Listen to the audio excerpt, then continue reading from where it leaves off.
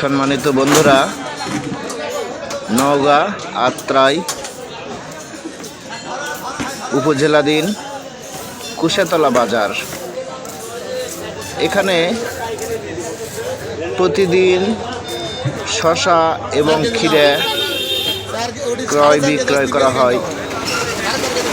এখানে টনকে টন শসা এবং ক্ষীরা বাজারজাত করা হয়। এই এলাকা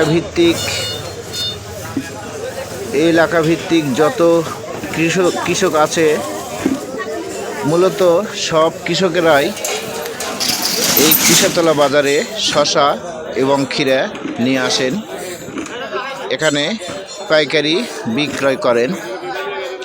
এখানে যত মণি শসা বা ক্ষীরা আমদানি হোক না কেন, এখানে পাইকারি বিক্রয় হয়। এখান থেকে বাংলাদেশের বিভিন্ন জায়গায় চলে যায়। দেখুন বস্তাকে বস্তা শসা এবং ক্ষীরা, যেমন ঢাকা, চট্টগ্রাম, সিলেট, ময়মনসিংহ, বাংলাদেশের বিভিন্ন প্রান্তে এখান থেকে শসা এবং ক্ষীরা চলে যায়। তো আসল ঘটনা হচ্ছে, এবার কৃষকেরা অনেক শসা ক্ষীরা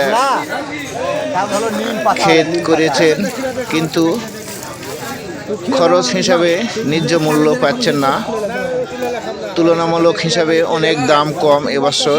অন্যান্য বছরে দাম মোটামুটি ভালো দাম থাকে, এবছর অনেক দাম কম। শসার দাম তো অনেক কম, ক্ষীরার দামটা একটু বেশি আছে। দামটা আমি ভেঙে বললাম না, আপনারা তো জানেনই।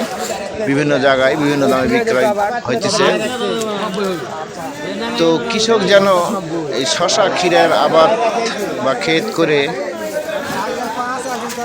এক ধরনের লস খাইতেছে।